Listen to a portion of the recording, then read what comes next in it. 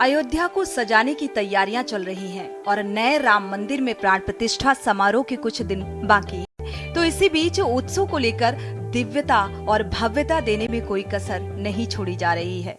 मानो श्री राम की नगरी अयोध्या का प्राचीन वैभव दोबारा लौट रहा है और एक तरफ श्री राम मंदिर प्राण प्रतिष्ठा की तैयारी देखने को मिल रही है, तो दूसरी तरफ मंदिर निर्माण की कवायद पूरी की जा रही है। अयोध्या में निर्माण कार्य पूरा करने और गर्भगृह को चमकाने तक की डेडलाइन फिक्स हो गई है। तो वहीं सरयू नदी के किनारे बह रही ठंडी हवा भी प्रभु श्री राम के आगमन की दस्तक दे रही है। भारतवर्ष यानी भारत में छोटी बड़ी लगभग 200 नदियां हैं और इनमें से कई नदियां तो पवित्र और पूजनीय मानी जाती हैं, जिनमें स्नान करना पवित्र और पुण्य फलदायी होता है। ऐसी कई नदियां हैं जिनका इतिहास काफी पुराना और रोचक रहा है। गंगा, यमुना, गोदावरी, नर्मदा जैसी पवित्र नदियों को देश में विशेष स्थान मिला है। वहीं बात करें सरयू नदी की, तो ये नदी श्री राम के वनवास काल से लेकर उनके अयोध्या वापसी की साक्षी रही है और ऐसे में राम की नगरी अयोध्या के चरण पखारने वाली सरयू नदी वर्णन ना हो इसका तो अयोध्या की गाथा अधूरी रह जाएगी, क्योंकि सरयू श्री राम के जन्म से वन गमन और बैकुंठ गमन की साक्षी रही है और इसीलिए तो सरयू का नाम सुनते ही मन में राम नगरी की छवि बन जाती है। रामायण काल में सरयू कौशल जनपद की प्रमुख नदी थी और वहीं महाभारत के भीष्म पर्व में भी सरयू नाम का उल्लेख मिलता है। इसे ब्रह्मचारिणी बताया गया है। रामचरितमानस में गोस्वामी तुलसीदास जी ने सरयू की महिमा का बखान करते हुए लिखा है, अवधपुरी ममपुरी सुहावनी, उत्तर दिशा बसरियू पावनी। इस चौपाई के जरिए तुलसीदास जी ने सरयू नदी को अयोध्या की प्रमुख पहचान के रूप में पेश किया है। अवधपुरी ममपुरी सुहावनी, उत्तर दिशा बह सरयू पावनी। जी हाँ, ये सरयू नदी है। कहा जाता है एक बार जो सरयू में स्नान कर ले वो अपने पाप बंधनों से मुक्त हो जाता है। प्रभु श्री राम ने भी यहाँ अपने पूर्वजों का पिंडदान किया। अवधपुरी ममपुरी सुहावनी, उत्तर दिशा बह सरयू पावनी। कहा जाता है कि सरयू में जो एक बार स्नान कर ले वो पाप बंधनों से मुक्त हो जाता है। सरयू सारे पाप बंधनों को धो देती है। प्रभु श्री राम ने भी अपने पूर्वजों का पिंडदान यहीं पर किया था और यहीं से वन गमन आने के बाद सीधे विष्णु अवतार में यानी वापस अपने लोक में वापस लौट गए थे। सॉरी यार, फिर से करना पड़ेगा। हम शब्द अवधपुरी ममपुरी सुहावनी, उत्तर दिशा बह सरयू पावनी। जी हाँ, मेरे पीछे आप देख सकते हैं ये सरयू नदी है। ये वो सरयू नदी है जिसमें एक बार अगर मनुष्य योनि में व्यक्ति स्नान कर ले तो सारे पाप बंधनों से मुक्त हो जाता है। कहा जाता है कि प्रभु श्री राम जब वन गमन से वापस आए थे तो यहीं पर अपने पूर्वजों का पिंडदान किया था, जिसके बाद यहाँ परिवार समेत यानी पूरे भरतवंश के साथ यहाँ से सीधे बैकुंठ लोक चले गए थे। इसका इतिहास भी सरयू नदी का बहुत पुराना है। कहते हैं कि हिमालय से निकलकर उत्तराखंड की तलहटी से होते हुए घाघरा नदी जब अयोध्या में प्रवेश करती है तो सरयू नदी में बदल जाती है, जिसके बाद ये पाप मोक्षदायिनी सरयू नदी लोगों के सारे पापों को हरती है। अयोध्या में राम मंदिर का निर्माण कार्य बहुत तेजी से चल रहा है। 22 जनवरी को रामलला की प्राण प्रतिष्ठा होनी है, लेकिन जब तक सरयू नदी की बात ना हो तब तक कहानी पूरी नहीं होती। पद्म पुराण के उत्तराखंड में सरयू नदी की महिमा का बखान किया गया है और महर्षि पणिनि ने अपनी पुस्तक अष्टाध्यायी में सरयू नदी का उल्लेख किया है। और वहीं लोक भाषा में सरयू नदी को लेकर ऐसा कहा जाता है कि सरयू में नित दूध बहत है, मूरख जाने पानी। और इसका अर्थ ये है कि पावन सरयू नदी में निरंतर दूध के समान अमृत बह रहा है, जिसे मूर्ख लोग पानी समझते हैं। वामन पुराण के 13वें अध्याय, ब्रह्म पुराण के 19वें अध्याय और वायु पुराण के 45वें अध्याय में गंगा, यमुना, गोमती, सरयू और शारदा आदि नदियों का हिमालय से प्रवाहित होना बताया गया है। कैसे हुआ सरयू नदी का उद्गम? सरयू वैदिक कालीन नदी है, जिसका उल्लेख ऋग्वेद में भी मिलता है। पुराणों में वर्णित है कि सरयू भगवान विष्णु के नेत्रों से प्रकट हुई। कहा जाता है कि इस पवित्र नदी का उद्गम भगवान विष्णु के आंसू से हुआ है। आनंद रामायण की यात्रा कांड के अनुसार प्राचीन काल में शंकासुर दैत्य ने वेद को चुराकर समुद्र में डाल दिया था और खुद भी वहां जाकर छिप गया था। तब भगवान विष्णु ने मत्स्य अवतार धारण कर दैत्य का वध किया और ब्रह्मा को वेद सौंपकर अपने वास्तविक रूप में आ गए। उस समय हर्ष से भगवान विष्णु की आंखों से प्रेमाश्रु टपक रहे थे। ब्रह्मा ने विष्णु जी के उस प्रेमाश्रु को मानसरोवर में डालकर उसे सुरक्षित कर लिया और इस जल को महापराक्रमी वैवस्वत महाराज ने बाण के प्रहार से मानसरोवर से बाहर निकाला और यही जलधारा सरयू नदी कहलाई। त्रेता युग की अयोध्या का इतिहास जितना पुराना है, उतना ही पुराना इतिहास है सरयू नदी का। कहा जाता है कि वैदिक काल में और ऋग्वेद में भी सरयू नदी का जिक्र है। शंकासुर नाम का एक राक्षस था जो भगवान ब्रह्मा जी के वेदों को चुरा करके अपने साथ ले गया।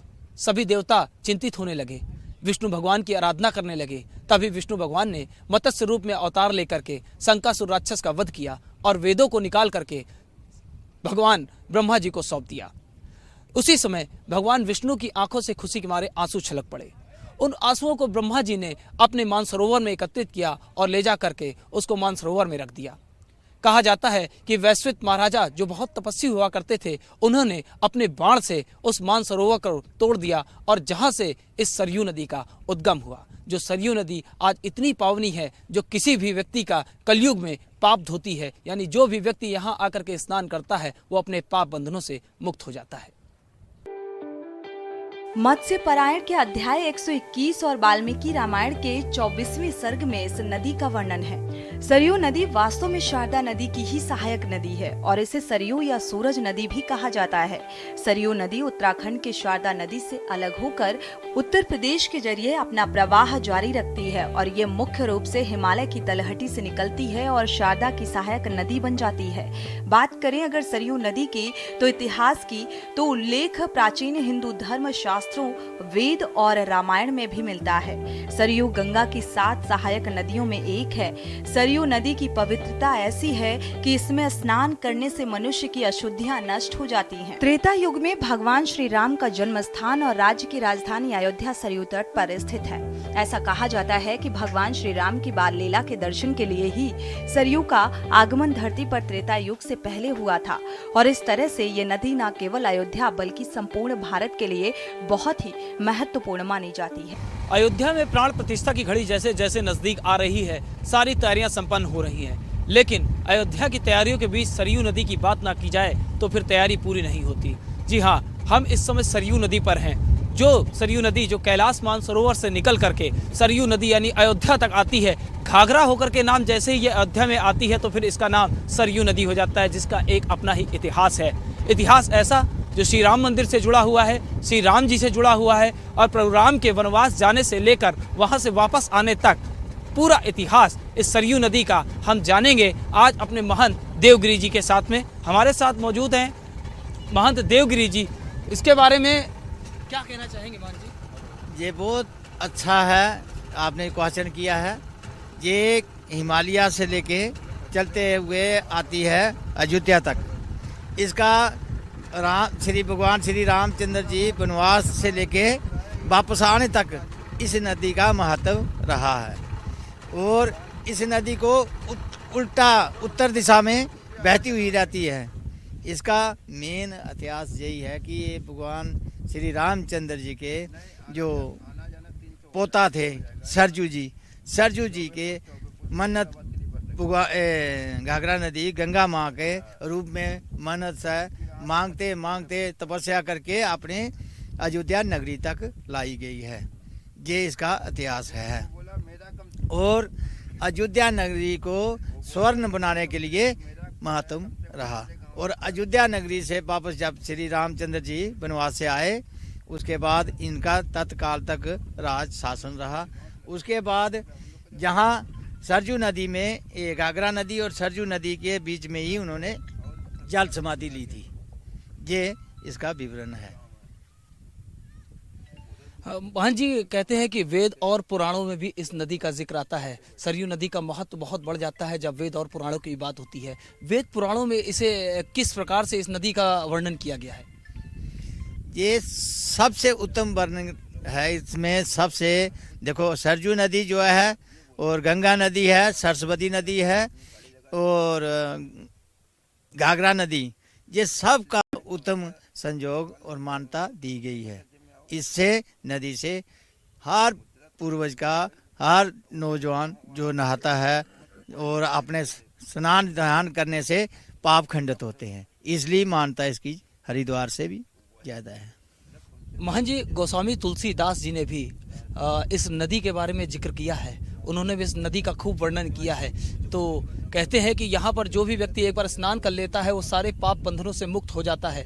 प्रभु श्री राम जी ने भी जब वन गमन से वापस जब लौट करके आए तो सरयू में यहीं से बैकुंठ लोक चले गए थे। उसके बारे में क्या बताएंगे? नहीं, ये उन्होंने बिल्कुल ठीक किया है। जो भी बैकुंठ गए थे, बैकुंठ के बाद उन्होंने आते ही सारे शासन में अपने में सबसे बातचीत कर दिया। करने के बाद उन्होंने ये बताया कि जो इस नदी में नहाएगा वो हर कष्ट से मुक्ति हो जाएगा और लंबी आयु प्रदान होगा। सरयू नदी के उद्गम के बारे में अगर महान जी बात करें तो इसका उद्गम के बारे में कुछ इतिहास है। वेद पुराणों में तो वर्णन है ही है। कलयुग में भी सरयू नदी का पाट इतना चौड़ा है कि आज भी इसकी महिमा है कि यहाँ पर आने वाले श्रद्धालु एक बार सरयू नदी में स्नान जरूर करना चाहते हैं। उसके बारे में, इसके उद्गम के बारे में, इतिहास के बारे में थोड़ा सा बताइए। देखो, सबसे उद्गम इसका इतिहास यही है कि जितना भी हम लोग इसके नदी में स्नान कर लें और जितना भी हम लोग इसके बारे में सोचें और जितना बोल सकें इतना कम है। ये इतनी महानता है, प्रभु श्री राम की दिव्य जन्नत है। कहा जाता है कि सरयू नदी भगवान विष्णु के नेत्र से निकले आंसू से इसका उद्गम हुआ था। उसकी कुछ कहानी के बारे में अगर कुछ आपको जानकारी हो तो उसके बारे में हमें बताइए। इसके बारे में ऐसा है कि भगवान श्री रामचंद्र जी के जन्म से लेके लास्ट तक इस नदी का उनके साथ ताल्लुकात यही रहा।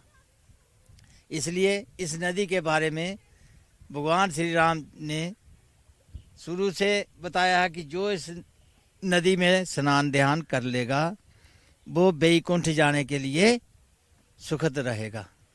सारी कष्ट जितने भी है उसके सारे खत्म हो जाएंगे खाली एक बार नहाने से। बौद्ध ग्रंथों से लेकर ऋग्वेद तक में अयोध्या की सरयू नदी का जिक्र है। कहा जाता है कि भगवान यहीं से बैकुंठ लोक अपने परिवार के साथ गए थे। इसीलिए सरयू नदी की जब तक बात नहीं होती तब तक अयोध्या का इतिहास और भगवान श्री रामचंद्र जी की बात पूरी नहीं होती। पुराण और रामायण के अनुसार सरयू का आगमन त्रेता युग से पहले बताया गया। वहीं वर्तमान में भी ये नदी करोड़ों लोगों की आस्था का केंद्र है। विशेष अवसरों पर श्रद्धालु इस नदी में स्नान करते हैं। साधु संतों व तपस्वियों के लिए भी सरयू पूजनीय है। सरयू नदी से जुड़े कुछ और रोचक तथ्य भी हैं। बौद्ध ग्रंथों में सरयू नदी को सरभ के नाम से भी जाना जाता है। ऋग्वेद में इंद्र द्वारा 2 आर्यों के वध की कथा में जिस नदी के तट पर इस घटना के होने का वर्णन है वो सरयू है। रामायण में वर्णित है कि सरयू अयोध्या से होकर बहती है, जिसे दशरथ की राजधानी और राम की जन्मभूमि माना जाता है। इतिहासविद कनिंघम ने अपने एक मानचित्र पर सरयू को मेगस्थनीज द्वारा वर्णित सोलोमत्तिस नदी के रूप में चिन्हित किया है।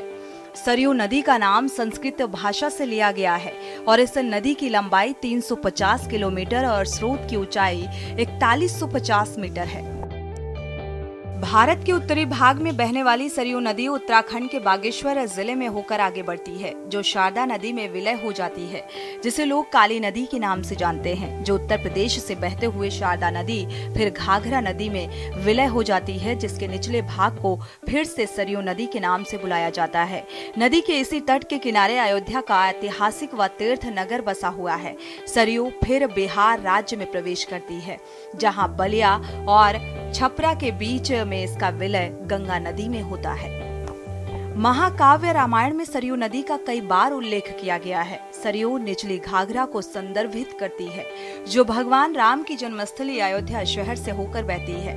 भगवान राम अयोध्या के निवासियों के साथ इस नदी से होकर बैकुंठ लोक गए और बाद में स्वर्ग में पहुंच गए। पौराणिक मान्यताओं के अनुसार लक्ष्मण की पत्नी उर्मिला ने सरयू नदी में डूबकर जल समाधि ले ली थी और ऐसा माना जाता है कि उनकी आत्मा को भगवान राम के चरणों में मोक्ष प्राप्त हुआ था।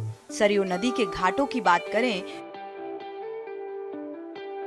गोप्रतार घाट, यमस्थला घाट, चक्र तीर्थ घाट, प्रहलाद घाट, सुमित्रा घाट, कौशल्या घाट, कैकेयी घाट, राज घाट, ऋणमोचन घाट, पाप मोचन घाट, गोला घाट, लक्ष्मण घाट, विल्वहरी घाट, चंद्रहरी घाट, नागेश्वरनाथ घाट, वासुदेव घाट, जानकी घाट, राम घाट, स्वर्ण द्वार घाट।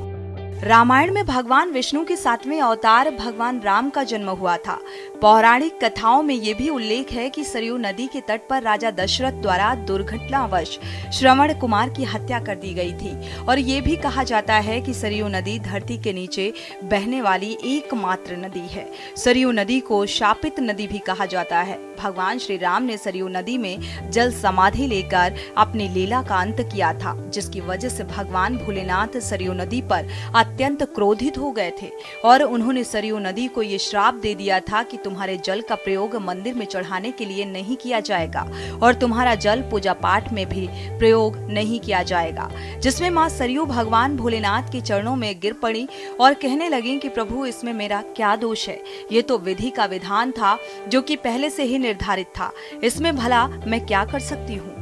माता सरयू के बहुत विनती करने पर भगवान भोलेनाथ ने मां सरयू से कहा कि मैं अपना श्राप वापस तो नहीं ले सकता, लेकिन इतना हो सकता है कि तुम्हारे जल में स्नान करने से लोगों के पाप धुल जाएंगे, लेकिन तुम्हारे जल का प्रयोग पूजा पाठ और मंदिर में नहीं किया जाएगा। अयोध्या में सरयू नदी के तट पर घूमने के लिए कई प्रमुख आकर्षण स्थल हैं, जिनमें लाखों पर्यटक पूरे साल घूमने के लिए आते हैं।